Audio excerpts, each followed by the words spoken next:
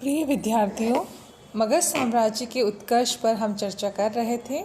इससे पूर्व हम देख चुके हैं कि किस तरह से 6ठी सदी ईसा पूर्व में भारत में विद्यमान 16 महाजनपदों में मगध साम्राज्य ने लगातार प्रगति करते हुए अपनी सीमाओं का, अपनी शक्ति का विस्तार किया और आने वाले समय में मौर्य शासकों के समय इसकी शक्ति अपनी पराकाष्ठा पर पहुंच गई।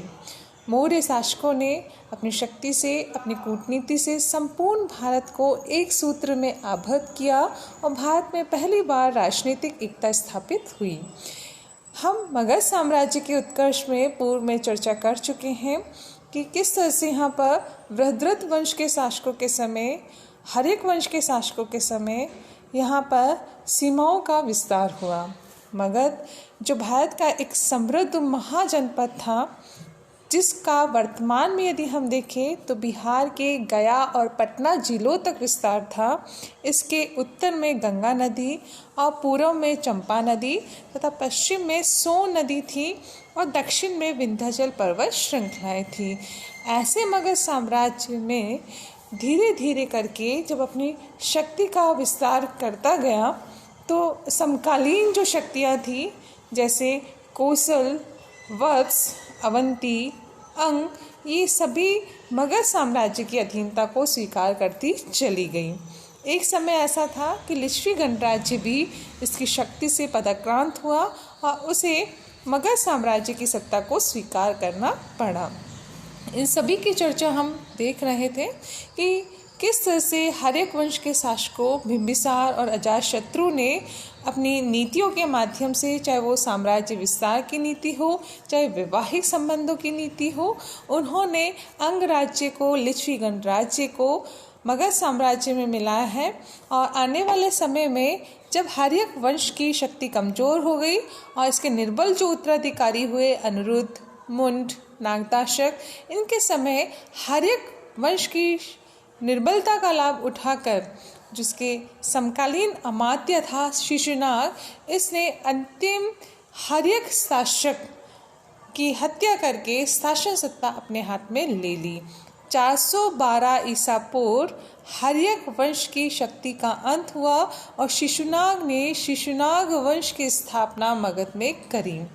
शिशुनाग एक महत्वाकांक्षी अमात्य था जिसने शासन सत्ता प्राप्त करने के पश्चात अपनी सीमाओं का विस्तार करना शुरू किया। इसने भी मगध साम्राज्य की शक्ति का विस्तार करने के लिए अवंती तथा वत्स महाजनपद से संघर्ष किया।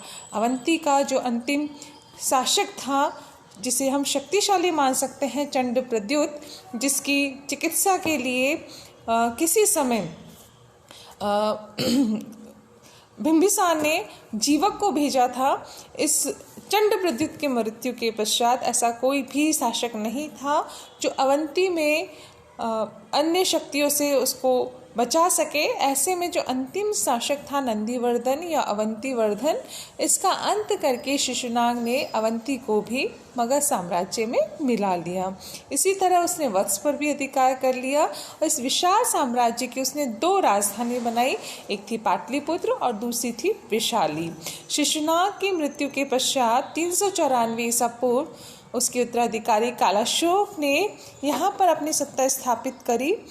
कालाशोक को पुराणों और दिव्यावदान में काकवर्ण के नाम से भी जानते हैं।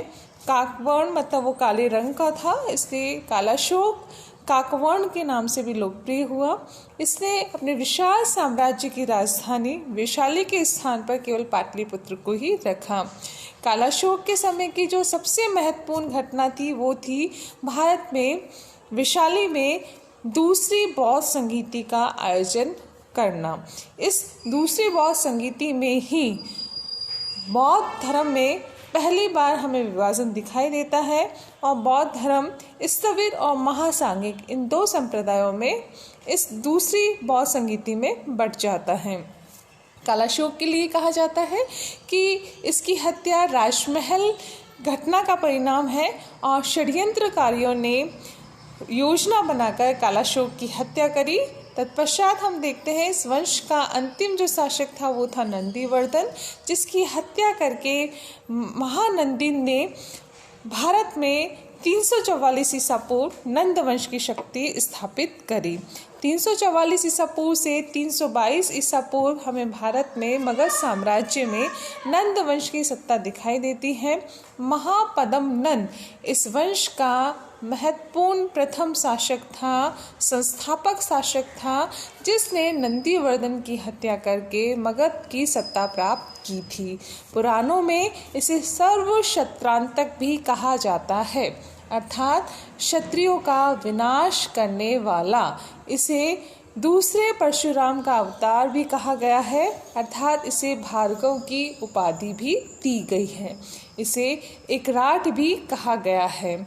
इसके समय हम देखते हैं कि मगध साम्राज्य की सीमाएं जो चरम पे थी वो अशूर्ण बनी रही है, परंतु इसके जो उत्तराधिकारी हुए हैं, इसके जो 8 पुत्र हुए हैं, पंडुक, पंडुमती, भूतपाल, राष्ट्रपाल, गोविंद शोक, दास सिद्धक, केवर्ध, धननंद, इनके समय धीरे धीरे करके नंद वंश की शक्ति कमजोर होने लग गई।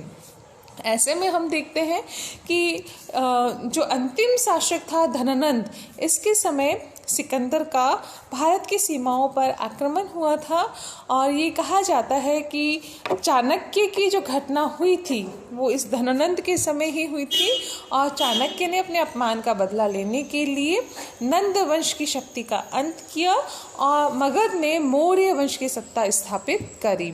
उसने चंद्रगुप्त को मगध का शासक बनाया और उसने नंद वंश के स्थान पर मौर्य वंश की सत्ता को मगध में स्थापित किया। चंद्रगुप्त मौर्य ने भारत की सीमाओं का विस्तार किया, यूनानियों के आक्रमण से भारत की रक्षा की। उसने सेल्यूकस को युद्ध में पराजित किया। इसके उत्तराधिकारी बिंदुसार, अशोक और अशोक के उत्तराधिकारी कुणाल, संप्रति, शालिशोक, बृहद्रथ, इनके समय मौर्य वंश की शक्ति मगध साम्राज्य में चरम पर पहुंची।